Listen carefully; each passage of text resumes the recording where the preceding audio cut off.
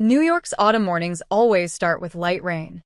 In a quiet corner of downtown, near the Empire State Building, the silver sign for Jessica Weber's law office shone in the morning light. After leaving a big law firm 11 years ago, Jessica had built her own strong and successful practice. Now 45, she sat at her desk on the 20th floor, going through documents for a new case. On the walls were her law degree from Columbia and many awards, including one for being a top woman business owner in New York State. Next to them was a family photo of her smiling with her husband Adam and their 13-year-old daughter, Angela. Adam was working in Singapore for a few more months. "Ms. Weber, here are the documents for the 9:30 a.m. meeting," said Emma, her secretary, handing her a neat stack of papers. Emma was always very organized, and Jessica trusted her completely. "Thank you." "Oh, did you hear anything from Angela's school?" "Yes, they changed the choir practice schedule. I sent you the email." Jessica glanced at the clock. It was 9 a.m. Angela would be on the school bus by now. Just then, her phone beeped. A message from Angela appeared. "Mom, I got full marks on my math test. I also memorized the song for the concert, so you have to come." Jessica smiled. Angela was smart like her and kind like her dad. She also had a real gift for music. As Jessica typed her reply, she thought about Adam in Singapore. His job at a big global tech company would keep him there for 9 more months. She missed him, but their nightly video calls helped them stay close. "Congratulations, Angela. Let's order your favorite Thai food tonight to celebrate. And, of course, I'll be at your concert. We'll send a video to Dad, too." Balancing work and being a mom was never easy, but moments like this made it all worth it. Still, Jessica handled everything well. She always made time for breakfast with Angela and tried to be home for dinner whenever she could. On weekends, they watched movies or went jogging together in Central Park. With her husband away, Jessica and Angela had grown even closer. "Ms. Weber, it's almost time for your meeting," Emma said, bringing Jessica back to the moment. The case today was a tough one, a dispute with a big construction company. But Jessica liked challenges. They made her work feel meaningful. Just before stepping into the meeting room, Jessica noticed a message from her mother, Pamela.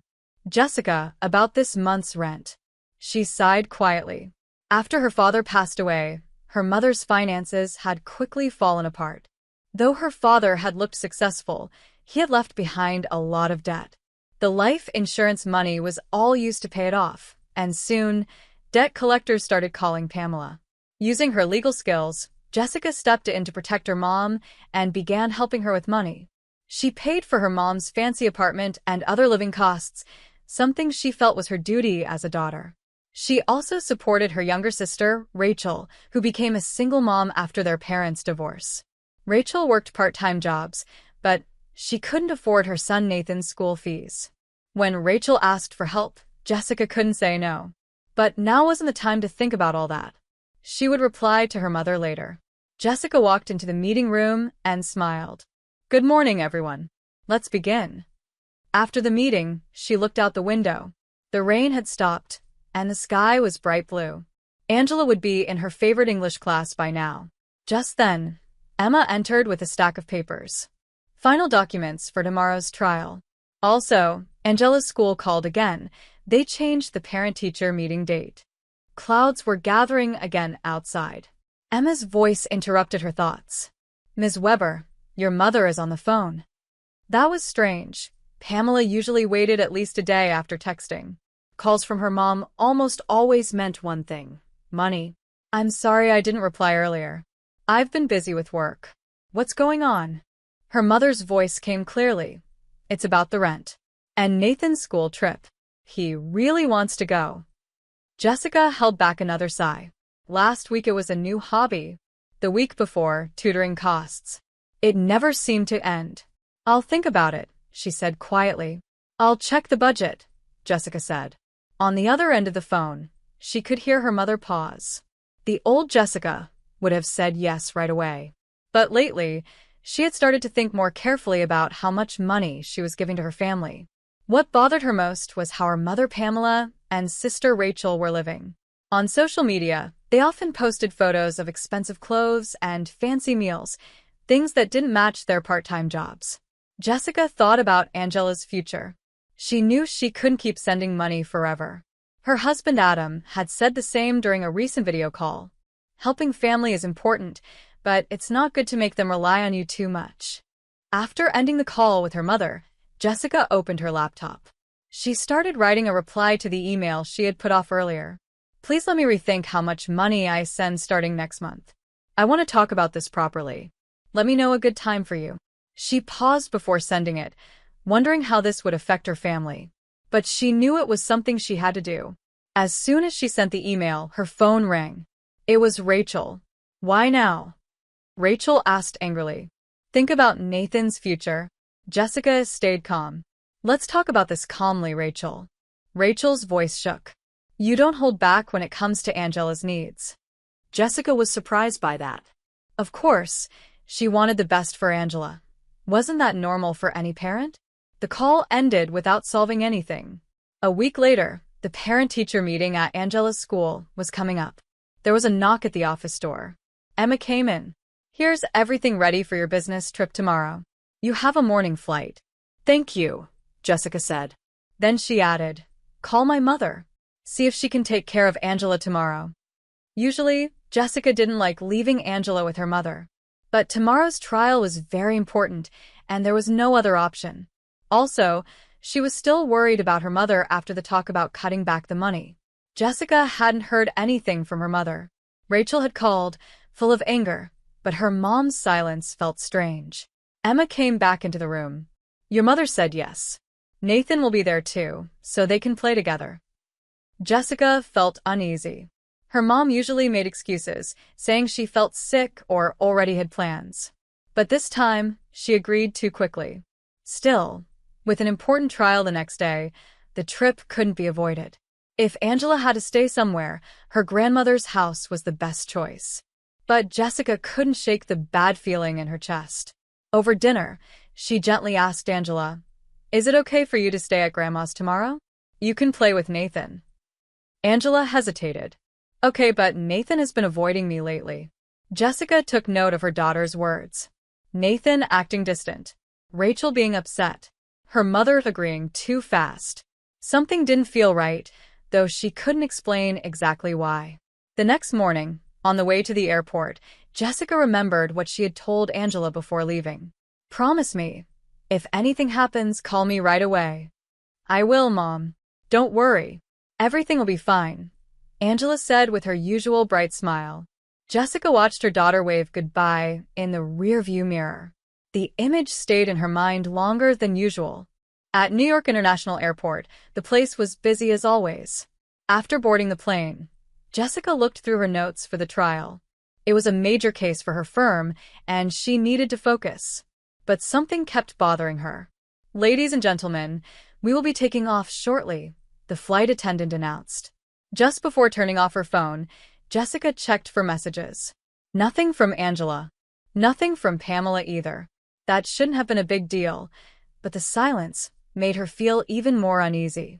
In court, the case went well. Jessica spoke clearly, her points were strong, and the other side was struggling to keep up. After the session ended, her phone suddenly vibrated. It was a message from Angela. Just one word. Mom. Jessica's heart dropped. She knew something was wrong. What's wrong, Angela? Grandma and the others, they left without me. Angela's voice shook over the phone. Jessica froze. What do you mean? Tell me everything. I was playing in the yard. Then everyone got in the car and left. Nathan, Grandma, and Aunt Rachel. They haven't come back. Jessica's hands started to shake. Where are you now?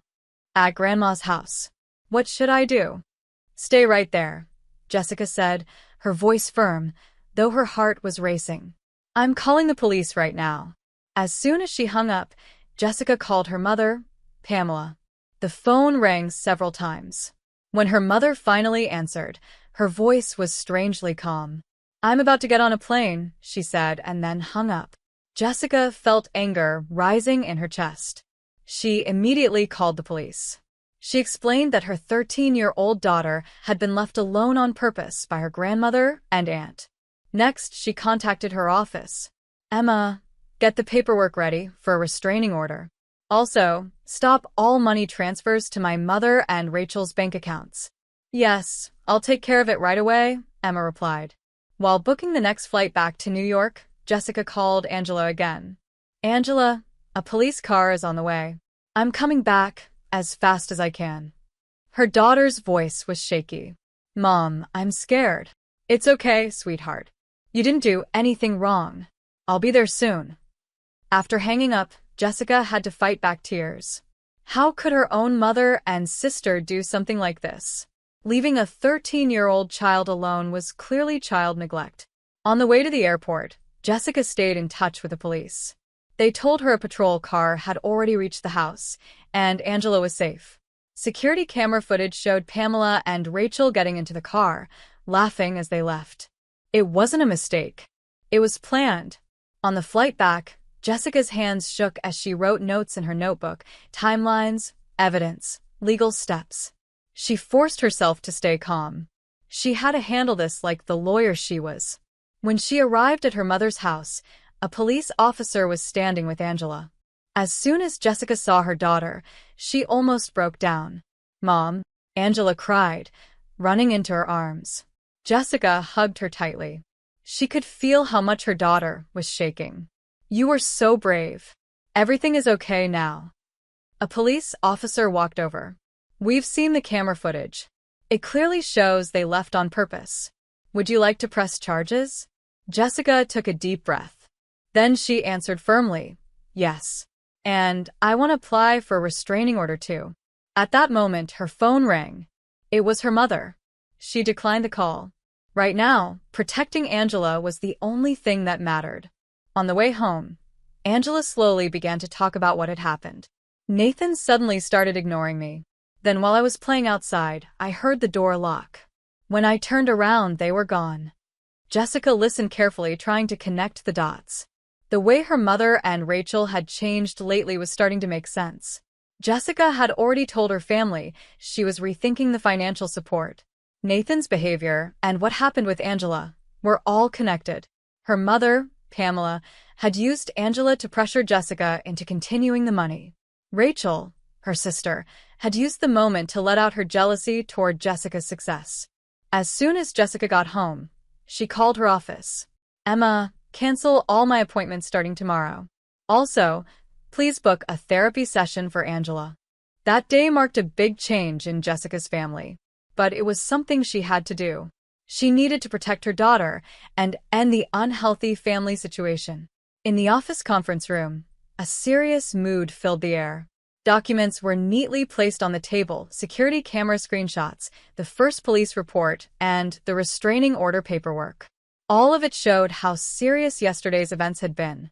Ms. Weber, your mother has called again, Emma said quietly. It's the 10th call this morning. Log the calls but don't answer, Jessica said. She had already spoken to her husband, Adam, on a video call early that morning. He had offered to come home right away, but Jessica told him not to. She wanted to stay calm and handle everything the right way, through legal steps, not emotions. Henry Winkler, the firm's consulting attorney and an old friend, came into the room. He had rushed over as soon as he heard what happened. I've reviewed everything, Henry said. The restraining order will definitely go through. The question is what happens next. Jessica nodded. I've already started the process to fully stop all financial support. That's a smart move, Henry said, flipping through the documents. But we need to be ready for their reaction. They might try to damage your name in public. Just then, Jessica's phone buzzed. It was a message from her mother, sent through an old social media account Jessica hadn't used in a while. Why did you call the police? This is a family matter. Angela wasn't in danger. It was just a lesson. Jessica's hands shook as she read the words. A lesson? Leaving a 13-year-old girl alone like that was not a lesson, it was cruel. She could feel the twisted intent behind the message, to make her and Angela feel weak and helpless. Don't react emotionally, Henry said gently. They'll use anything you say or do against you. He was right. Jessica took a deep breath and steadied herself. Her 21 years as a lawyer were being put to the test. Did you manage to get Angela's therapy appointment? She asked Emma. Yes, It's tomorrow at 2 p.m. with Dr. Helen Mirren. Jessica nodded. Helping Angela heal was her top priority. The night before, Angela had woken up crying from a nightmare. She had asked, "Mom, are you still here?" Jessica's heart broke hearing that. "Jessica," Henry said in a quiet voice, "do you know your mother and Rachel's financial situation?" "Yes," Jessica replied. "I've been paying for Mom's rent, Nathan's school, and other expenses. Without that money, they won't be able to manage." "I know," Jessica said softly, "but that's the result of the choices they made." Just then, a call came from the front desk of the office. Emma answered and turned to Jessica. "Rachel is here. What should I do?" "Don't let her in," Jessica said right away. But before Emma could act, Rachel's voice could already be heard coming from the hallway. "Jessica, please. Just listen to me. It was for Angela's sake." Jessica closed her eyes. Rachel truly believed that by hurting Angela, she could force Jessica to keep sending money. It was cruel and selfish. Rachel's voice reminded Jessica of the past, of the days they played together as children, laughing and running through the park. Those warm memories now felt like cracks on thin ice, still there, but fragile and painful. "Should I call security?" Emma asked gently. "Yes, please," Jessica said with a quiet sigh. A few minutes later, Rachel's voice faded as security escorted her out, but the heavy feeling remained in the conference room. "It's not over yet," Jessica whispered. "They will try again." Henry, her legal advisor, nodded. "That's why it's important to keep records. We must document everything, every message, every call, every visit." He was right. Jessica couldn't let emotions get in the way. She had to stay focused, stay sharp, and protect Angela at all costs. That afternoon, Jessica left work early. She went to pick up Angela from school, just like she had promised. When she arrived, Angela was laughing with her friends. But the moment she saw her mom, she ran over and hugged her tightly. "Mom." "You really came, just like you said." Jessica's heart ached. Angela still feared being left behind. That fear wouldn't go away easily. "I'll always come, sweetheart. I'll never leave you." On the way home, Angela talked about her school day, her classes, her lunch, her favorite teacher. It was a normal conversation, but Jessica noticed the little signs, hesitant pauses, nervous glances. Her daughter was still healing. When they got home, there was a message on the answering machine. "Jessica, please, let's talk. We can't let our family fall apart like this." It was Pamela's voice. Jessica didn't wait for it to finish. She deleted it. This wasn't just a family disagreement. It was betrayal. Her daughter had been put in danger. There was no going back. Later that night, after Angela had gone to sleep, Jessica worked in her study. She had a full list of things to prepare: the hearing for the restraining order, the therapy appointments, the steps to stop all financial support. Everything had to move forward. A month later, the leaves had turned red and orange. Jessica looked out her office window at the autumn view. On her screen were alerts. Pamela's rent was unpaid, and Nathan had been expelled from school. The effects of stopping support were becoming clear. Emma walked in with new papers. "They're from Pamela and Rachel's lawyer." At first, they threatened to sue for defamation. "But the security camera footage proves your case." "Schedule a meeting with their lawyer," Jessica said calmly. She was ready for whatever came next. Jessica had made up her mind. She would not let her emotions control her. Everything from this point on would be handled through the law. That was the safest way to protect both herself and Angela. The night before, Angela had finally slept peacefully. It was the first calm night in a long time. Her regular counseling sessions were beginning to help. Dr. Mirren, the psychologist, had told Jessica that Angela was showing signs of improvement. She was healing slowly but surely. Still, Jessica could see the small signs, nervous looks or moments of silence, that reminded her of the fear Angela had experienced. It made Jessica's heart tighten every time. "Your mother has moved out," Emma said, interrupting Jessica's thoughts. "She left the fancy apartment in Rochester last week. She was 4 months behind on rent." Jessica nodded quietly. She had expected this. Her mother had moved into a small government housing unit far from the city. It was a big change from the luxury life she used to show off. There's more, Emma continued. Rachel's situation has changed too. Nathan's father visited and found out what had been going on. He's been granted full custody, and Rachel now has to pay child support. She's living with your mother now. Jessica listened in silence. She wasn't happy about their suffering, but she knew it was the result of their own choices. Henry, the consulting lawyer, entered the office with some new information. There's something you should know, he said carefully. Yesterday, Rachel was caught stealing from a local supermarket. It didn't go to court. They settled it with a plea deal. Jessica closed her eyes. Her sister's life was clearly falling apart. There's more, Henry added. Your mother was seen at a church charity, standing in line to receive free food. Jessica was shocked for a moment. Her mother, who once wore designer clothes and dined at expensive restaurants, was now asking for help from a food bank. She deleted all her social media, Emma said. All the pictures of luxury brands and fancy vacations are gone. It looks like they've given up trying to show off that life. The life they had lived, built on Jessica's support, was gone. The image they had tried so hard to keep up had finally crumbled. Henry gave his legal opinion. This clearly shows that their lifestyle was only possible because of your financial help. Stopping that support was fully justified. They had no backup plan.